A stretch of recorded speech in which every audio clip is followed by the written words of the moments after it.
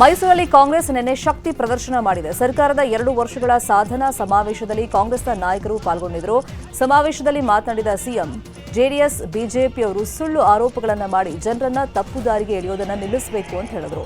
Guarantee ಯೋಜನೆಗಳಿಂದ ಸರ್ಕಾರ ದಿವಾಳಿಯಾಗಿಲ್ಲ, ದಿವಾಳಿಯಾಗಿದ್ರೆ ಇಷ್ಟೆಲ್ಲ ಅಭಿವೃದ್ಧಿ ಕಾಮಗಾರಿಗಳಿಗೆ ಚಾಲನೆ ಕೊಡೋದಕ್ಕೆ ಆಗ್ತಾ ಇರಲಿಲ್ಲ ಅಂತ ಹೇಳಿ ಟಾಂಗ್ ಕೊಟ್ಟಿದ್ದಾರೆ. ಈ ಸಭೆಗೆ ಜೆಡಿಎಸ್ನವರು, ಬಿಜೆಪಿಯವರು ಬರಬೇಕಾಗಿತ್ತು. ಅವರು ಬಂದಿದ್ರೆ ಇವತ್ತು ಮೈಸೂರು ಜಿಲ್ಲೆಯಲ್ಲಿ ಏನೆಲ್ಲ ಅಭಿವೃದ್ಧಿ ಕಾರ್ಯಕ್ರಮಗಳು ನಡೀತಾ ಇದ್ದಾವೆ ಅಂತಕ್ಕಂಥದ್ದು ಗೊತ್ತಾಯ್ತಾ ಇತ್ತು. ಇವತ್ತು ಒಂದೇ ದಿನ 2578 ಕೋಟಿ 2078 ಕೋಟಿ ರೂಪಾಯಿಗಳಿಗೆ ಶಂಕುಸ್ಥಾಪನೆ ಮತ್ತು ಉದ್ಘಾಟನೆಯನ್ನ ಮಾಡ್ತಾ ಇದ್ದೇವೆ. ಬಿಜೆಪಿಯವರಿಗೆ, ಜೆಡಿಎಸ್ನವರಿಗೆ ಕೇಳ್ತಾ ಇದ್ದೀನಿ, ನೀವು ಆರೋಪಗಳನ್ನ ಮಾಡ್ತೀರಿ, ಸುಳ್ಳು ಆರೋಪಗಳನ್ನ ಮಾಡ್ತೀರಿ, ಸುಳ್ಳು ಅಪವಾದಗಳನ್ನ ಮಾಡ್ತೀರಿ. ನಾನು ಅನೇಕ ಬಾರಿ ಹೇಳಿದ್ದೀನಿ, ನಿಮಗೆ ಸತ್ಯ ಗೊತ್ತಾಗಬೇಕು ಅಂತಂದ್ರೆ, ಜನರಿಗೆ ಸುಳ್ಳು ಹೇಳೋದನ್ನ ನಿಲ್ಲಿಸಬೇಕು ಅಂತನ್ನೋದಾದ್ರೆ, ಜನರನ್ನ ತಪ್ಪು ದಾರಿಗೆ ಎಳೀತಕ್ಕಂಥ ಪ್ರಯತ್ನವನ್ನ ಮಾಡ್ತಕ್ಕಂಥದನ್ನ ನೀವು ನಿಲ್ಲಿಸಬೇಕಾದ್ರೆ ನೀವೆಲ್ಲರೂ ಕೂಡ ಒಂದೇ ವೇದಿಕೆಗೆ ಬರಬೇಕು. ಇನ್ನು ಮಲ್ಲಿಕಾರ್ಜುನ್ ಖರ್ಗೆ ಮಾತನಾಡಿ, ಮೈಸೂರಿಗೆ ಸರ್ಕಾರ 2658 ಕೋಟಿ ಕೊಟ್ಟಿದೆ. ಸಿದ್ದರಾಮಯ್ಯ ಯಾವುದೇ ಯೋಜನೆ ಬಂದರೂ ಮೊದಲು ಪ್ರಾಮುಖ್ಯತೆ ಕೊಡುವುದು ಮೈಸೂರಿಗೆ ಅಂತ ಹೇಳಿದ್ದಾರೆ. ಸಿದ್ದರಾಮಯ್ಯ ಹಣಕಾಸು ಸಚಿವರಾಗಿದ್ದಾಗ ಮೈಸೂರಿಗೆ ಸಾಕಷ್ಟು ಹಣವನ್ನು ಕೊಟ್ಟಿದ್ದಾರೆ. ಆದರೆ ಬಿಜೆಪಿಯವರು ಯಾವ ಕೆಲಸವನ್ನು ಮಾಡದೆ ಟೀಕೆ ಮಾಡ್ತಾರೆ ಅಂತ ಹೇಳಿ ವ್ಯಂಗ್ಯ ಮಾಡಿದ್ದಾರೆ.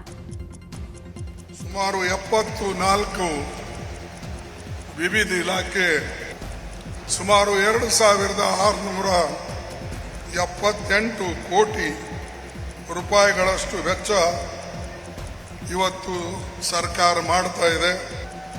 ಯಾವುದೇ ಯೋಜನೆ ಬಂದರೂ ಕೂಡ ಸಿದ್ದರಾಮಯ್ಯನವರು ಮೊದಲ ಪ್ರಾಧಾನ್ಯತೆ ಕೊಡ್ತಕ್ಕಂಥದ್ದು ಮೈಸೂರಿಗೆ.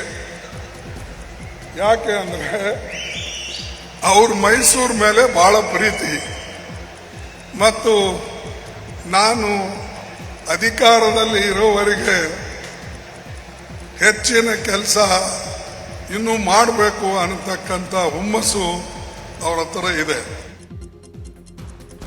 ಇನ್ನು ಡಿಸಿಎಂ ಡಿಕೆ ಶಿವಕುಮಾರ್ ಮಾತನಾಡಿ, ನಾವು ಮಾಡುವಂತ ಕೆಲಸಗಳನ್ನ ನಿಮ್ ಕಣ್ಣಲ್ಲಿ ನೋಡಿ ಆಶೀರ್ವಾದ ಮಾಡಿದ್ದೀರಾ.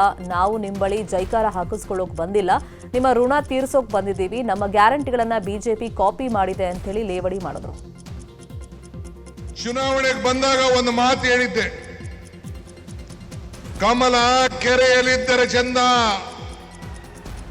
ತೆನೆ ಹೊಲದಲ್ಲಿದ್ದರೆ ಚಂದ, ಈ ದಾನ ಧರ್ಮ ಮಾಡುವ ಕೈ ಅಧಿಕಾರದಲ್ಲಿದ್ರೆ ಮಾತ್ರ ಚಂದ ಅಂತ ಮಾತು ಹೇಳಿದ್ದೆ. ಈ ದಾನ ಧರ್ಮ ಮಾಡುವ ಕೈ ಅಧಿಕಾರದಲ್ಲಿದ್ದಕ್ಕೆ ಈ 5 ಗ್ಯಾರಂಟಿಗಳ ಕೈ ಕೊಟ್ಟು ರಾಜ್ಯದ ಜನತೆಯ ಋಣವನ್ನ ತೀರಿಸುವಂತ ಕೆಲಸವನ್ನ ಇವತ್ತು ನಾವು ಮಾಡ್ತಾ ಇದ್ದೇವೆ. ಈ 5 ಬೆರಳು ಸೇರಿ ಕೈ ಮುಷ್ಟಿ ಆಯಿತು. 5 ಬೆರಳು ಸೇರಿ ಈ ಕೈ ಗ್ಯಾರಂಟಿ ಆಯಿತು. ಉಪಮುಖ್ಯಮಂತ್ರಿ ಡಿಕೆ ಶಿವಕುಮಾರ್ ದಿಢೀರ್ ದೆಹಲಿಗೆ ಹಾರಿದ್ದಾರೆ. ನಿನ್ನೆ ಮೈಸೂರಿನಲ್ಲಿ ಸಾಧನಾ ಸಮಾವೇಶ ನಡೆಯುವಾಗಲೇ ಸಿಎಂ ಭಾಷಣಕ್ಕೂ ಮುನ್ನ ಎದ್ದು ಹೋದ್ರು. ಹೈಕಮಾಂಡ್ನಿಂದ ಬುಲಾವ್ ಬಂದ ಹಿನ್ನೆಲೆಯಲ್ಲಿ ನಿನ್ನೆ ಸಂಜೆ ಡಿಸಿಎಂ ಡಿಕೆ ಶಿವಕುಮಾರ್ ಮತ್ತೆ ದೆಹಲಿಗೆ ಹೋಗಿದ್ದಾರೆ. ರಾಜ್ಯಕ್ಕೆ ಉಸ್ತುವಾರಿ ರಣದೀಪ್ ಸಿಂಗ್ ಸುರ್ಜೇವಾಲಾ ಬಂದು ಹೋಗ್ತಿದ್ದಂತೆ ಡಿಕೆ ಶಿವಕುಮಾರ್ ದೆಹಲಿಗೆ ತೆರಳಿರುವಂತದ್ದು. ಇಂದು ಬೆಳಗ್ಗೆ ಹೈಕಮಾಂಡ್ ನಾಯಕರನ್ನು ಭೇಟಿಗೂ ಸಮಯ ನಿಗದಿಯಾಗಿದೆ. ಪರಿಷತ್ನ 4 ಸದಸ್ಯರ ಆಯ್ಕೆ ಬಗ್ಗೆ ನಿಗಮ ಮಂಡಳಿಗಳಿಗೆ ನೇಮಕಾತಿ ಪಟ್ಟಿಗೆ ಅಂತಿಮ ಮುದ್ರೆ ಬೀಳಲಿದ್ದು, ಸೋಮವಾರದ ಒಳಗೆ ಪಟ್ಟಿ ಪ್ರಕಟಿಸುವ ಸಾಧ್ಯತೆ ಇದೆ. ನಿನ್ನೆ ಸಾಧನಾ ಸಮಾವೇಶದಲ್ಲಿ ಸಿಎಂ ಸಿದ್ದರಾಮಯ್ಯ ಭಾಷಣ ಮಾಡುವಾಗ ಡಿಕೆಶಿ ಇರಲಿಲ್ಲ. ಹಾಗಾಗಿ ಸಿಎಂ ಡಿಕೆಶಿ ಹೆಸರನ್ನು ಹೇಳಲಿಲ್ಲ. ಆಗ ಯಾರೋ ಬೆಂಬಲಿಗರೊಬ್ಬರು ಸಿಎಂ ಬಳಿ ಬಂದು ಡಿಕೆಶಿ ಹೆಸರು ಹೇಳಿಲ್ಲ ಅಂದ್ರು. ಆಗ ಸಿದ್ದರಾಮಯ್ಯ ಡಿಕೆಶಿ ಹೆಸರು ಯಾಕೆ ಹೇಳಿಲ್ಲ ಅನ್ನೋದನ್ನ ಮನವರಿಕೆ ಮಾಡಿಕೊಟ್ರು.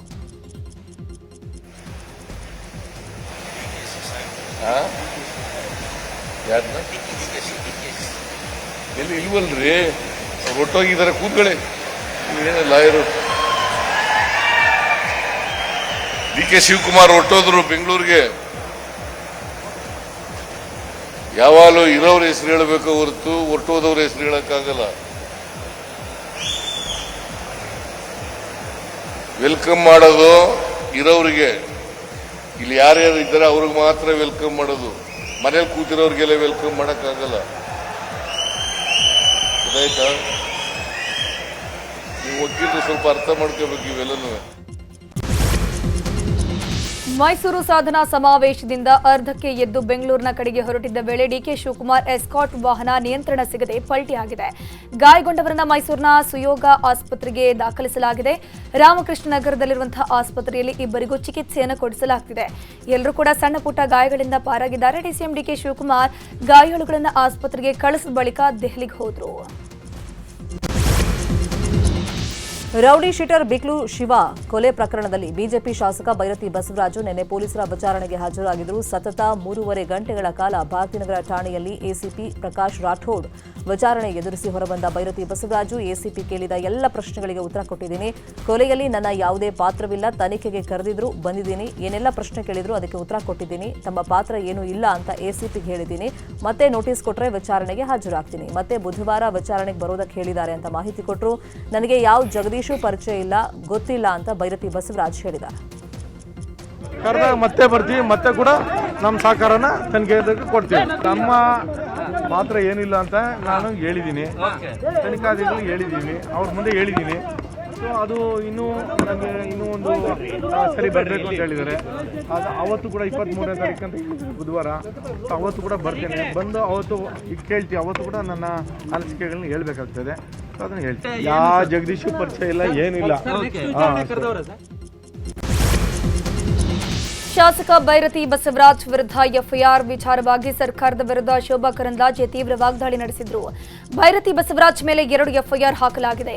ಮೊದಲ ಕಾಪಿಯಲ್ಲಿ ಬೈರತಿ ಬಸವರಾಜ್ ಹೆಸರಿಲ್ಲ. 2ನೇ ಎಫ್ಐಆರ್ನಲ್ಲಿ ವಿಜಯಲಕ್ಷ್ಮಿ ಅವರು ಬೈರತಿ ಬಸವರಾಜ್ ಹೆಸರು ಹೇಳಿದ್ದಾರೆ ಅಂತ ಪೊಲೀಸರು ಅಲ್ಲಿ ಬರ್ಕೊಂಡಿದ್ದಾರೆ. ವಿಜಯಲಕ್ಷ್ಮಿ ಹೆಸರು ಹೇಳಿಲ್ಲ, ಪೊಲೀಸರೇ ಬರ್ಕೊಂಡಿದ್ದಾರೆ. ಇದನ್ನು ಸರ್ಕಾರ ಸ್ಪಷ್ಟಪಡಿಸಬೇಕು ಅಂತ ಆಗ್ರಹಿಸಿದ್ದಾರೆ. ಬಸವರಾಜು 2 ಎಫ್ಐಆರ್ ಕಾಪಿ ಇದೆ. ಒಂದು ಎಫ್ಐಆರ್ ಕಾಪಿಯಲ್ಲಿ Byrathi Basavaraj first FIR copy ಇದರಲ್ಲಿ ಬೈರತಿ ಬಸವರಾಜ್ ಅವರ ಹೆಸರು ಇಲ್ಲ, ಉಲ್ಲೇಖ ಇಲ್ಲ.